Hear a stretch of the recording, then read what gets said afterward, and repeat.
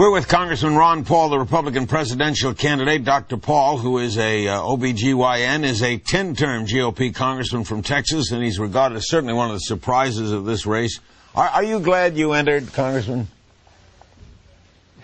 Well, certainly I am. I'm very pleased with the enthusiasm for the program that I've been offering, but I am a bit surprised about it, but very pleased with the number of people who have joined us and the money they've sent me, so there's been a lot of encouragement. So I guess you're surprised that it's more than you expected. Yes, I mean, I was very reluctant to do this. I didn't have any idea how many people would really want to hear about the Constitution and limited government and balanced budgets. And I didn't know how many people would be interested in me wanting to bring the troops home, you know, from not only from the Middle East, but from around the world. But it really has fallen on a lot of ears, and people are responding very favorably. So this pleases me to no end. What, Congressman, are some logical expectations for Iowa? Pardon me? What are some logical expectations for Iowa? Oh, for me, I think just to do well. If we don't come, near the bottom, I think we're going to do well.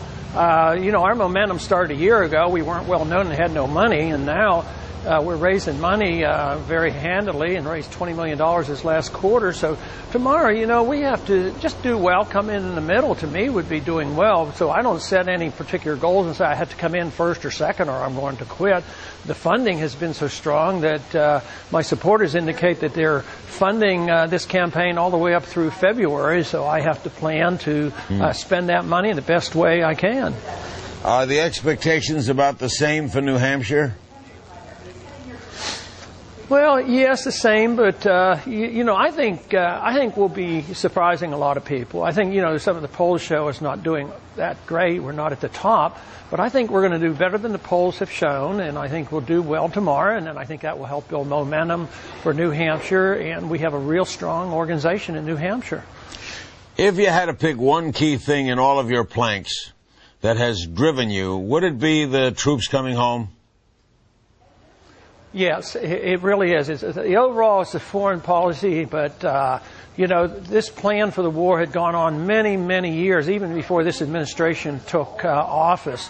And it has. It probably was the event that made me finally decide and go along with so many of my supporters that urged me to do this. It was the war that was going on and the lack of necessity for it, the cost in human lives, and both over there as well as our own, plus the cost financially. I mean, this country's in big trouble. I mean, the dollar's on the ropes and the standard of living is going down in this country. We can't afford medical care for people in this country.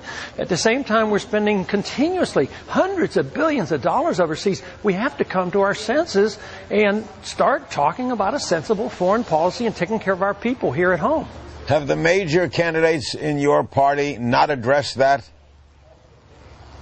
I don't think they've touched it because they've sort of been locked in. They, when we ran in the year 2000, we ran against Clinton's foreign policy, and President Bush ran on a humble foreign policy and no nation building, no policing of the world, and we condemned what Clinton has done. Now they feel like they're locked in. They can't think for themselves. They don't think in constitutional terms or what our traditions were all about. And I think it's going to hurt our party unless we wake up to the fact that the American people are tired of what's going on in the Middle East, actually tired of spending all this money overseas and being in 130 countries, 700 bases around the world. So this is an opportunity for us to start talking about taking care of our people much better here at home. What would President Paul's policy be toward Pakistan? Like it would be against for all other nations. The Pakistan mess that's going on right now is a reflection of exactly what I complain about. We just invested $10 billion in Musharraf, a bad investment. What did we get for it? He didn't get Osama bin Laden for us. He's a military dictator. He has support of 8% of the people. We actually motivated Bhutto to go in there and look at the mess that's in there. And we're seen as running puppet governments. We go from one puppet to the next. We were with Musharraf. We're switching over to Bhutto. And the people get very upset. Even Bhutto said our support in Musharraf was motivating al-Qaeda. because people resent us propping up military dictators around the world. So this is a perfect example of the unintended consequences of an interventionist foreign policy, which I so strongly object to. A couple of domestic things. You want to get rid of the IRS, which brings in, I think, over $1 trillion a year. How do you replace that? Well, hopefully we don't want to replace it because, if we lost $1 trillion, we'd still have as much money as we had 10 years ago. Government was way too big then. But you can only take care of that problem by getting rid of the IRS if you're willing to cut. So if we just cut the income tax out and didn't cut government, it would be a financial mess. So I would say the only place politically you can get a consensus, liberals and conservatives, would be cutting some of this overseas expenditure and bring our troops home. You're a doctor. Should health care be a right? No, absolutely not. People have a right to their life. They have a right to their liberty. They have a right to pursue their happiness. And they should have a right to keep their earnings. But they don't have a right to a house or a right to a job or a right to medical care.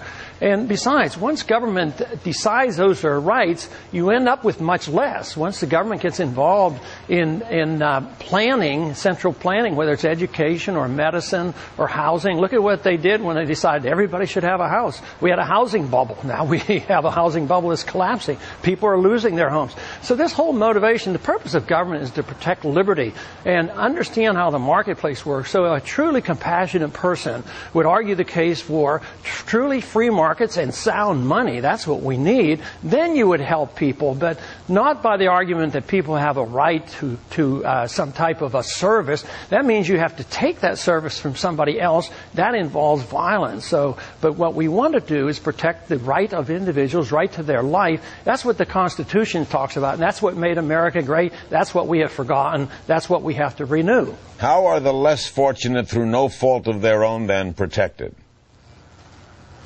But there would be a lot less of them. Today, what we're moving toward is a lot more people that are unfortunate, and nobody's going to take care of them.